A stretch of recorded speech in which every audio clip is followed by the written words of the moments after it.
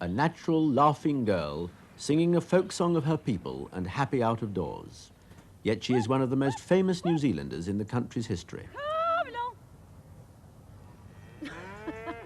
Kiri Te Kanawa sang her first major role less than 5 years ago, and since the day after the first night, she has been in demand throughout the entire operatic world, with practically the whole of her operatic life still before her. With her husband, she has made her home in England, not far from London, and that is where I went to talk to her. Kiri, we know that you're from New Zealand, and we know you're of Maori descent, but will you clear up for us what perhaps we don't know about your origins? Well, when I was very, very young, about 5 weeks old, I was, according to my mother, brought to a doorstep, and a darling lady said, "Would you like a little baby?" And she'd found out from the authorities that that my mother was looking to adopt a baby. She said, no, I don't want a baby. No, that's not right, sort of thing. I want a little boy. And so the lady went away, and then when she came back again, which was 3 months later, and the same baby, but slightly grown up, it seemed, you know, a few more weeks older, my mother said, well, it must be meant to be ours, so she sort of went through the motions, and she said, yes, I'll take it. And I can't understand what the great fuss about young people tearing around saying, I'm adopted, I'm looking for my real parents. I think a lot of people would be sadly disappointed, as I think I would be. That's why I don't want to know. I don't want to be disappointed because my life was so happy. I had so much love from my parents. They gave me everything they could possibly give me. I mean, you know, when parents say about children, I gave that child everything and look, they give me nothing. I think I took everything greedily when I was young. My mother, I remember, would go without to dress me. And she's been dead about 2.5 years, and I feel sad that she could not have been here because, I mean, I really adored her. As much as we fought, of course we did, because we were so much alike. And once again, the adoption thing comes back into it. I was not born of their blood, but gosh, I'm like them. I'm exactly like my mother and my father. And what about your father? Tell me about him. Well, we are very, very close. I've always loved my father. My father never hit me when I was young. My mother always did. I always admired him, thought he was the greatest man on this earth, and he still is. What sort of music was there in your home when you were a child? Well, it was very Victoriana, and we used to sit around a piano and do the things that they did in Victorian times, because there was no television out there, there was nothing, you know, we had to make our own fun. So my mum used to sit me around a piano and say, right, you've got to sing this, and didn't like people to applaud, because that made me very, very shy, and I couldn't do anything more for ages. I would be so inhibited by this applause. I finally got used to it, so it's all right now. But it was very Victorian. Was there anything in particular you remember from those days? When I first started singing, which was around about the age of 15, I sang little ditties and things like that. And there was one little song which I loved. I went into a competition with it. It's called She is Far from the Land. And that competition had beautiful memories because I came second, which was an enormous thing for a 19-year-old to do so well at that stage, because I didn't know what I was doing anyway. And I sang this little song, and those 3 days that we spent in this little city called Hamilton, they wined and dined us in great style, and I went away. I'd fallen in love with the boy as well, who was also in the competition. He was just gorgeous. And they had very happy memories. So I sang this song all over New Zealand. And everywhere I wanted to, I sort of got a bit teary after that.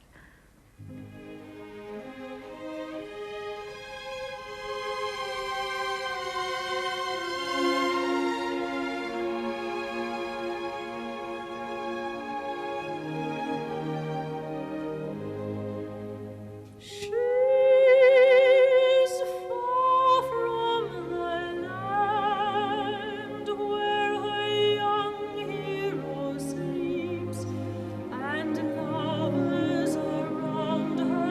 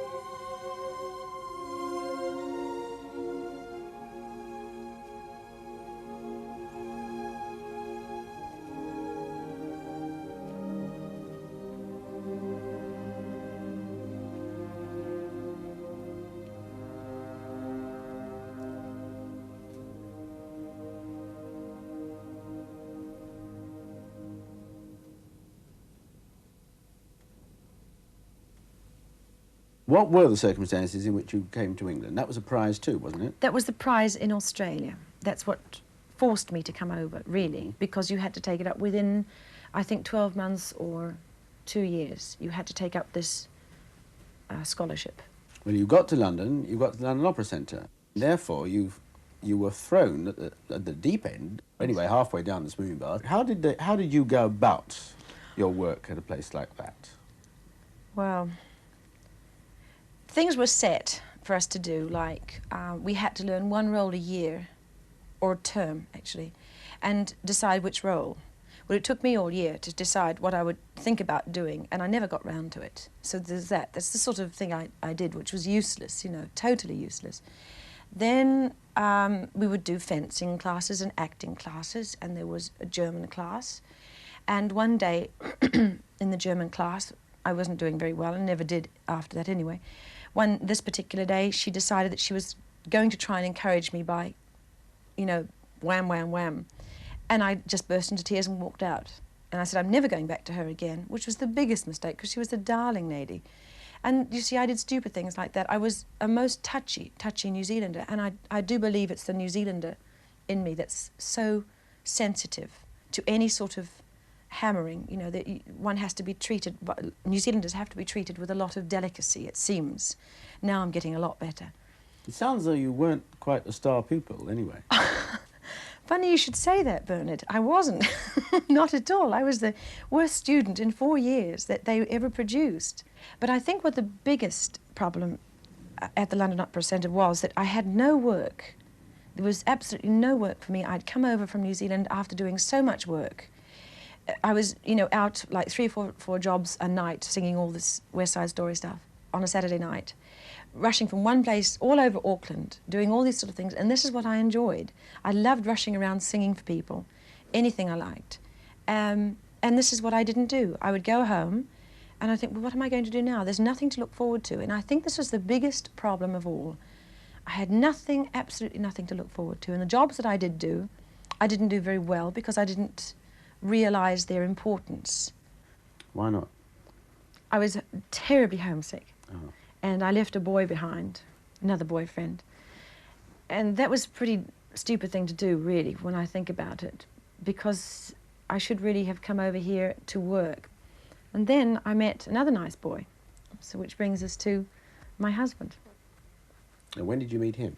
I was supposedly engaged to the boy out in New Zealand, and I met Des in Piccadilly Circus, actually, on a blind date. You're going to have to explain that to us. So we went down to Piccadilly Circus, and they were late And I thought, oh, this is a bit annoying. I'm going home because I can't be bothered standing on a cold, street corner, and didn't really want to know.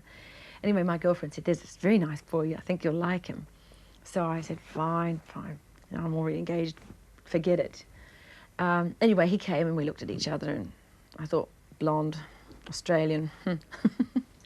So we went to the movies and it was pretty awful, and we didn't get on all that well, and that was really the end of the meeting. And then 6 weeks later he rang up and said, oh, hello, it's Des Park here. I said, oh, and who would you like to talk to?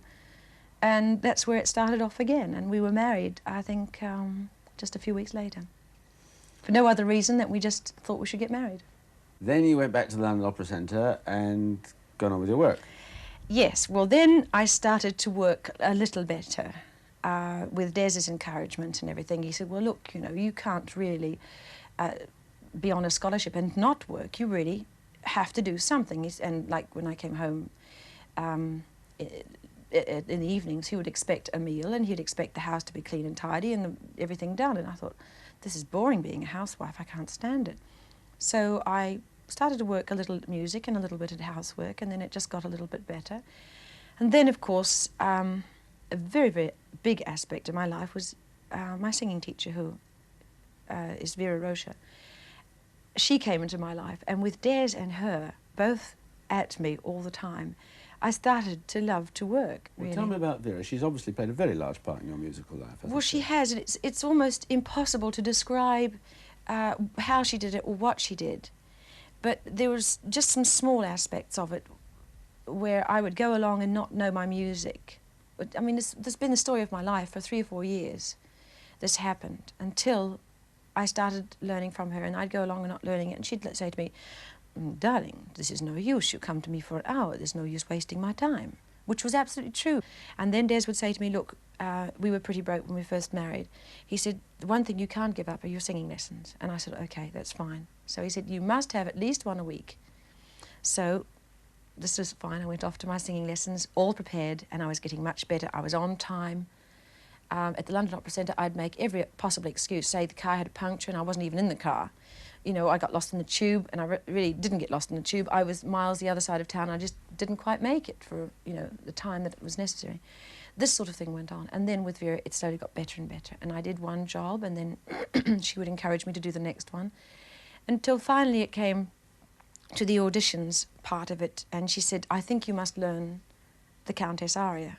And I'd never dreamed of learning it. I hadn't got past the sort of, anything sort of stage. I just, dabbled a bit. This is the Figaro Countess? Yes. Well, all the study, after all, was directed to a purpose, and the purpose was real, live, professional work. Now, how did you set about that, and what were the first attempts? Well, with Vera, of course, once again was the auditioning part, which is pretty awful, really.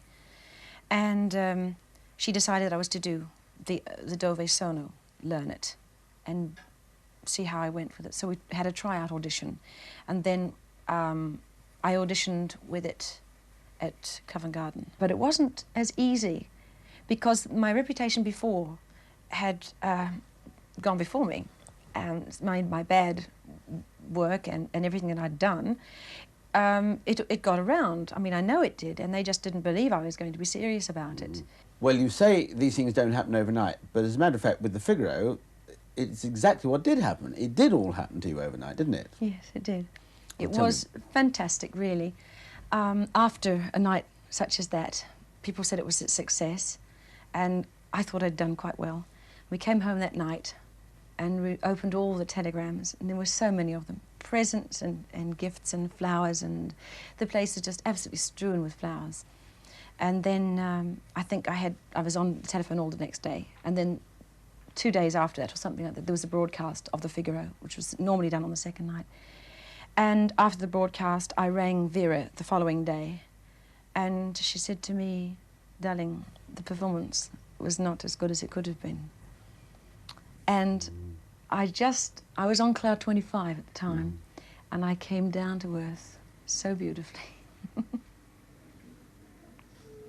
In this aria from Act 3 of Mozart's Marriage of Figaro, The Countess contemplates with grief and resignation her husband's indifference and infidelity, and asks fate what has happened to the love he once bore her and the happiness it brought.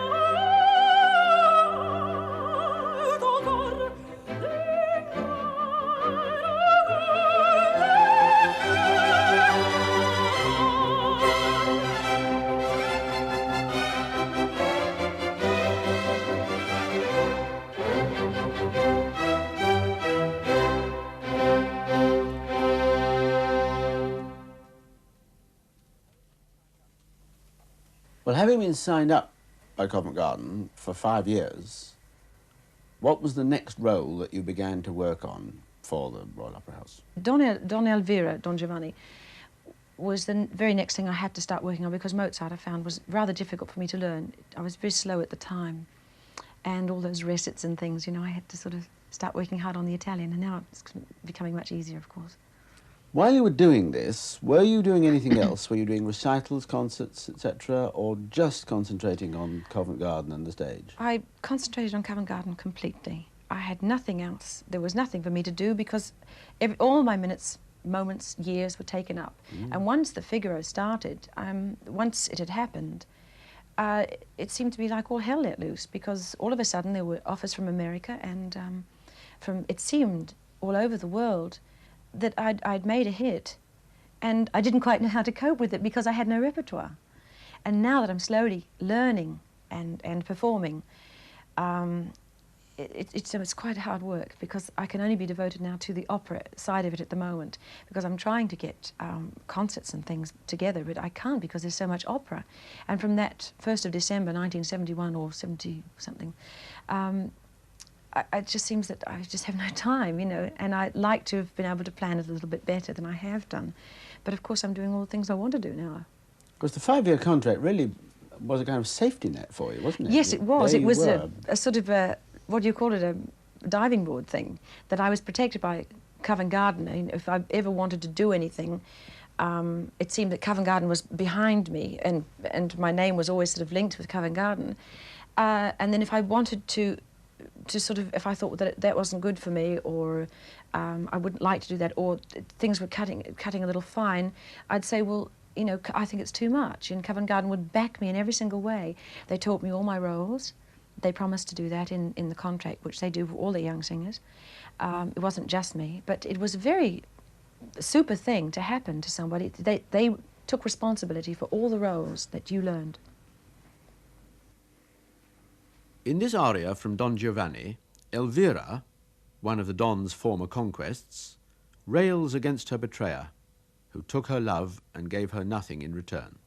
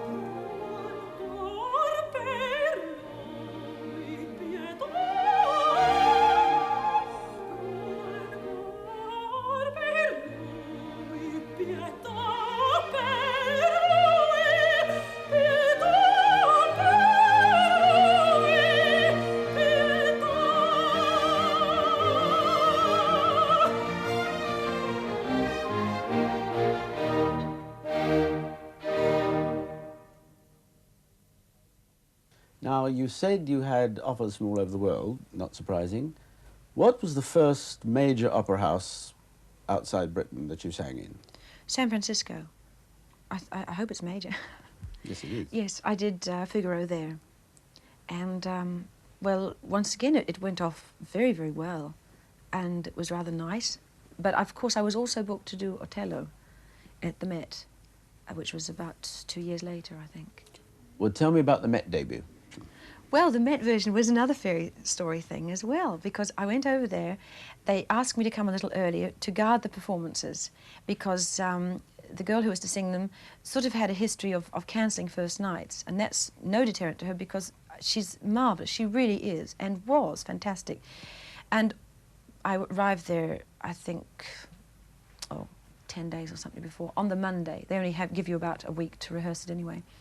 On the Monday, she'd rung in and said that she was ill, so I went along, and John Vickers was there, and I'd known him from my flower maiden, and he was just a sweetheart to me. And he said, "Hi there, come along, we're going to rehearse." So they did, and I was told it was the second act. Well, we started from the first act, so that was fine. I thought it was marvellous. Then we went into the second act, and then they said, "Right, break for lunch, we're going to work again." I thought, this is funny, because I was told it was only the second act. We went through the third act and the fourth act. We did everything. And by the time the end of the day had happened, James Levine was in the bed with me, and so was John Vickers, and so was everybody, the rest of the cast. We'd all hopped into the bed because we wanted a little rest. It had got hilarious, as all rehearsals seem to do from time to time. They become very funny. Anyway, that was the end of it, and I was told to stand by for the next day because she may also be ill. So I did, and she wasn't. She did the dress rehearsal on the Wednesday, went beautifully, and the Thursday they said, nothing, no problems. Anyway, I had the best night's sleep, and it seemed that all the sirens in New York had closed down for the night, which was fantastic. Woke up, rang Sam, my manager in New York, and said, "Well, everything seems to be fine. It's 10 o'clock. And I talked to her for about half an hour. And I said, "I'll meet you down at whatever shop we were going to go to and do some shopping." So we were going to go to the theatre. So he said we'd meet at 1:45 because it was a 2 o'clock thing.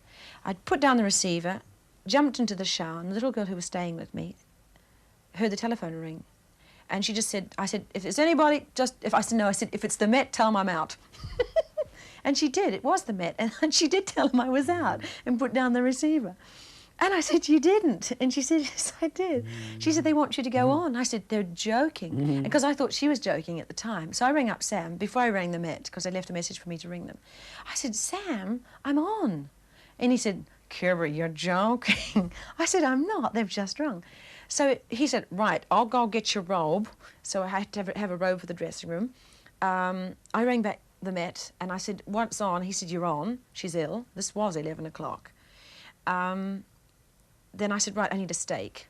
So have it waiting in the dressing room. I'll be down straight away." So, of course, couldn't get a taxi cab anywhere. I'd had everything prepared, make up the lot, to go just in case. And everything was there. I had Vera on tape for a singing lesson. I had the whole lot. And I just jumped in a taxi cab and rushed down to the Met. And there was the steak waiting. The room was full of flowers. I said, "Oh, hi," because I was so stunned by everything going on. And then I went onto the stage and I tried the steps, because they were very, very difficult. They were short at the top, going longer at the bottom, or cutting down because it was all irregular. The stage sloped back. So when I was running onto the stage, I was running uphill and not, as it looked, downhill. So I walked over the stage and went on, and we did it. But the terrible thing about it was that it was also a broadcast. So it was a matinee broadcast, the whole lot, first night, everything. And they went through to announce that Mr. Artis was being replaced by me. And this terrific cheer went up. It wasn't, I think, because she'd gone off. It was that an awful lot of my friends were in the audience all of a sudden. So it happened, and there was ticker tape coming from the balcony. Oh, it was just another fairy tale thing. More instant success. Well, it was overnight. It was lovely. It was the most fantastic thing. In the last act of Verdi's Otello, Desdemona, heartbroken at Otello's rejection of her, sings the Willow Song, which tells of a girl who is abandoned and alone. Then she kneels to pray.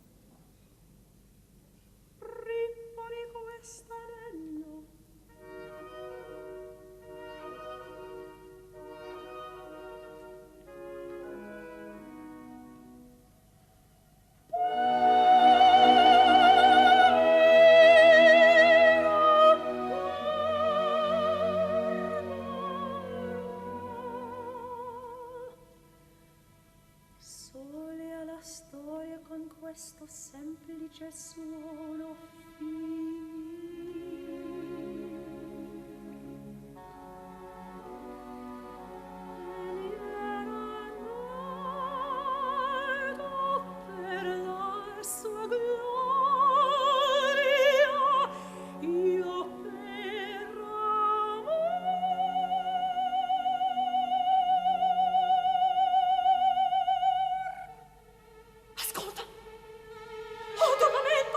Taci!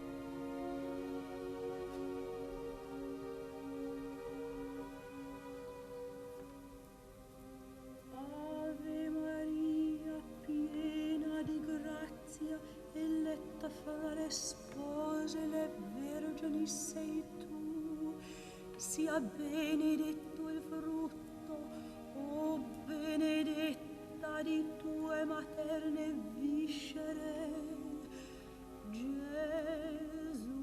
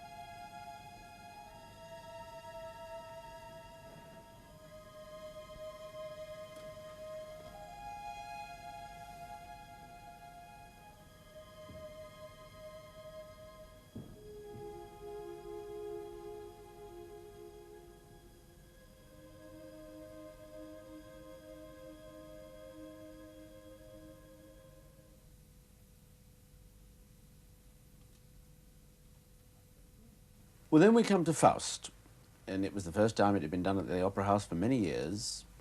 You must have been a little disappointed. It was the first time everything didn't seem as far as the reception's concerned, to have gone like a dream for you? No, it didn't quite work. I think because we anticipated a success. Mm-hmm. And I have a feeling that maybe, you see, it was a public demand thing and not necessarily, I don't think it's a connoisseur's opera, is it? I don't know. They say that it's old hash or something. Mm-hmm. But we took it very seriously. And, I mean, I love it. I really do love it. Otherwise, one wouldn't stay in doing it, you know. But I just love it so much that I hope that I'll do it a lot more. Well, what about the rest of your life, when you're off the stage, off the screen, off the air? Well, Domestically, I mean. Domestically. I almost feel like two different people. In fact, I think I must be, because there is me sitting here and there's my sister or cousin or some relative who does this other job, you know. And when I come home, I shut the door and there's not really very much of the theatrical or musical world going on in this house. I mean, I have the terrible thing of listening to modern music all the time. I have a very, I think, extremely happy home life. My husband and I don't see each other very much because he travels just as much as I do, and we enjoy the very, very precious times we have together. We have things called Sunday get-togethers with our friends. I love to cook when I have the chance. And we just have all our friends around. In the summertime, we have a little river out here, and the neighbour loans us the boat, and we go up and down the river, and we have a lovely time. And, you know, we have all the fields next door, and it's just so beautiful to be able to... See, I'm an open-air girl. I'm not really a city girl. I was brought up in the country, spent my time on farms and things. I just love animals. I just love sort of nature itself. I love to get back to reality quite often. It's nice. Hi, Cobber. Hello. How are you? Who's he? This is my Pusket. This is my beautiful baby. Oh. Do I look well?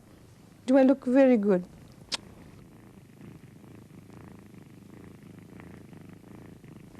And what's the next major project then for you?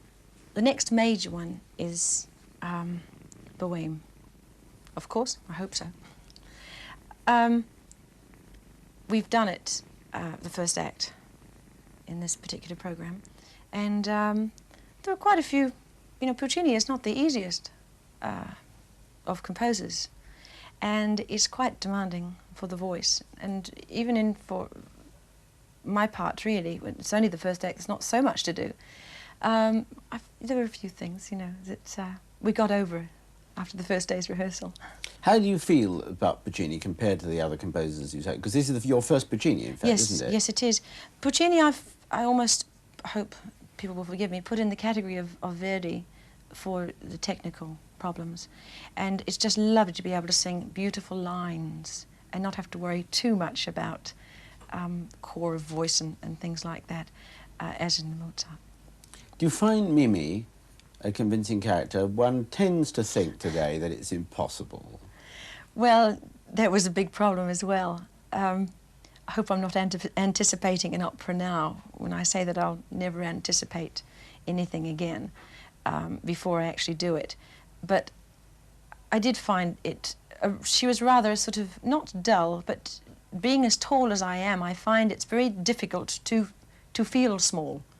Because if you're small, you're fighting, I suppose, to get up there and be a tall person. And I always find it would be nice if I could be just that little bit wistful and delicate and things. But I feel rather too substantial to feel any of those things, so I have to sort of believe it myself. And this is what I had to sort of get over. In Act 1 of Puccini's La Boheme, the scene is set in the garret which Rodolfo, the unsuccessful poet, shares with his three equally unsuccessful friends. As he sits seeking inspiration, there is a knock at the door. It is Mimi, the frail, doomed heroine, come to beg a light for her candle. As they search for her latchkey, their hands meet. What follows is love at first sight.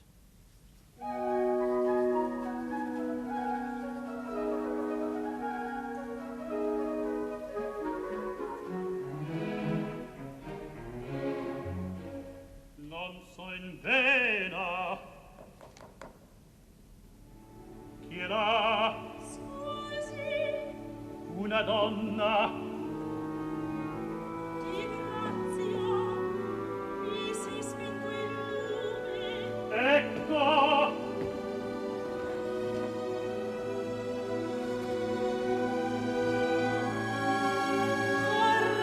S'accomodi un momento. Non occorre. La prego, entri. Si sente male, No, nulla. impallidisce. Il respir, quelle scale.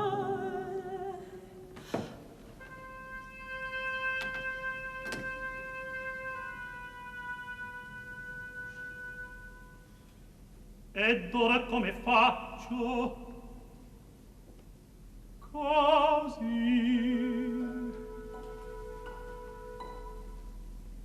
che viso d'ammalata.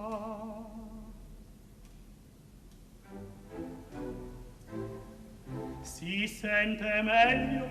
Sì, Qui c'è tanto freddo, segga vicino al fuoco, aspetti un po' di vino. grazie. A lei Poco, poco. così, Grazie.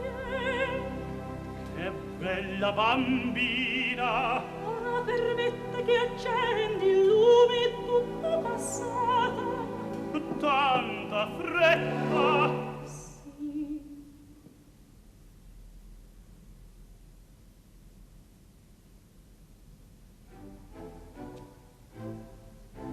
Grazie.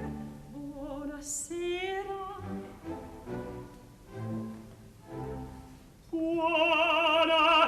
Buonasera. Oh, sventata, sventata la chiave della stanza dove l'ho lasciata.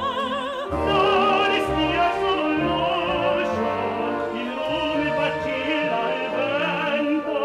Oddio, voglio ad accenderla. Oddio, anche il mio si è spento. La chiave ove sarà? Io resto, Disgraziata. dove sarà? Importuna è la vicina. Male pare, Importuna è la vicina. cose dice, male pare. Cerchi. Cerco, Dove sarà? Trovata. no, Mi parve. in verità.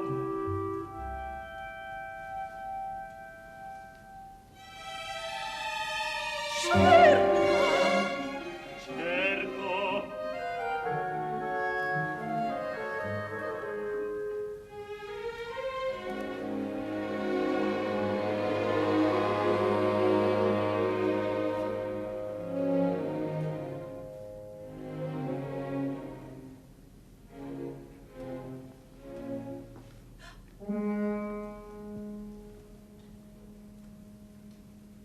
che gelida manina, se la lasci riscaldar,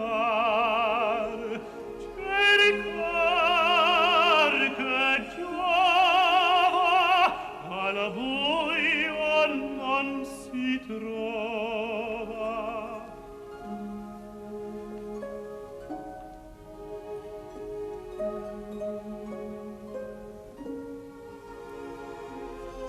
Ma per fortuna è una notte di luna, e qui nel muro l'abbiamo vicina.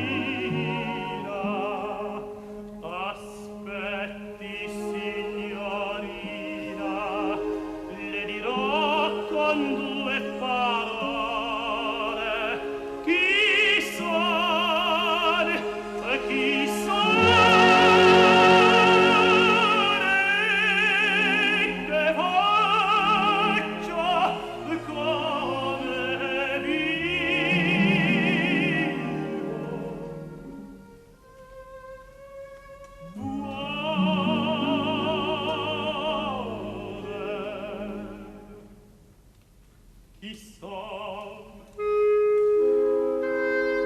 E chissà, sono un poeta, e che cosa faccio?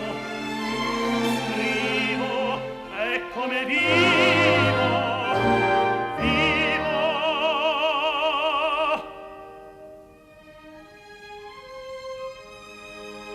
In povertà mia lieta, sciallo da gran signore, rimedini d'amore per sogni e per chimere e per castelli d'aria. L'anima mia,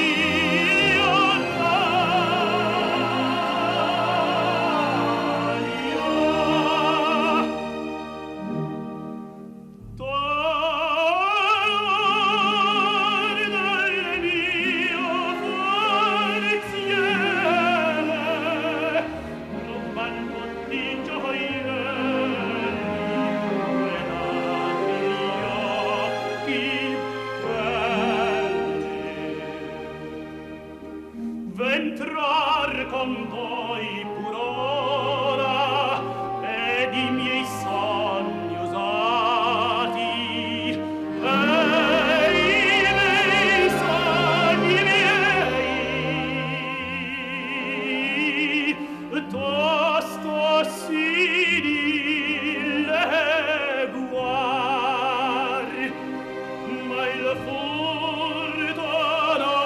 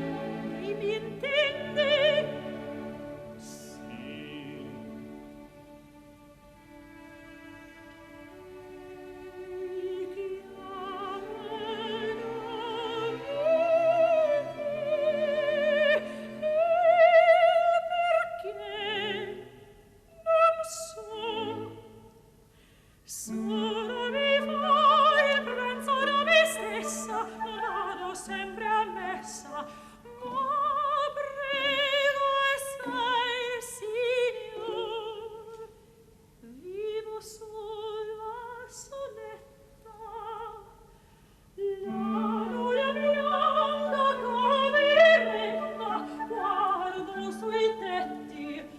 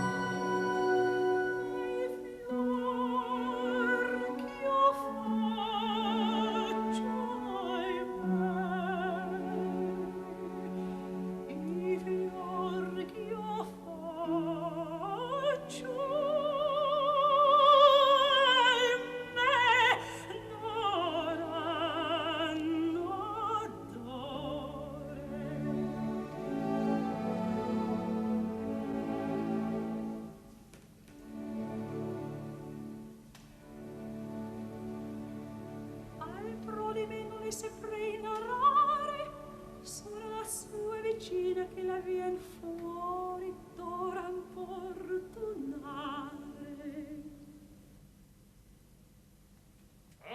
Rodolfo! Rodolfo! Là, non senti?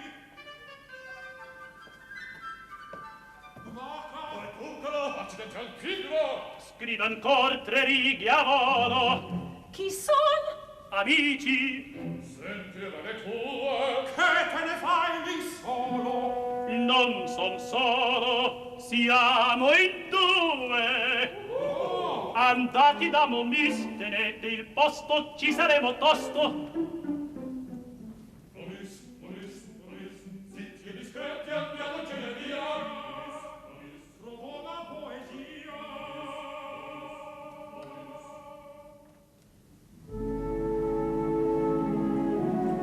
Suave fanciulla, dolce viso di vite circonfuso al panorama.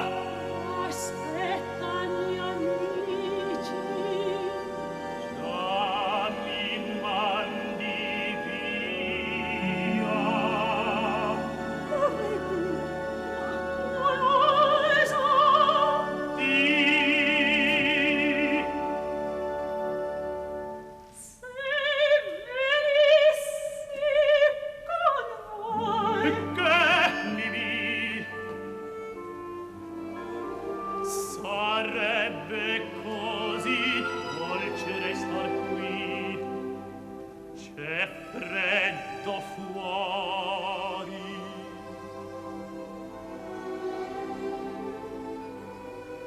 Mi starò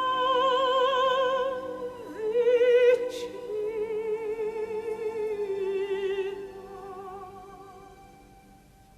E al ritorno, Curioso, dammi il braccio, mi appiccina.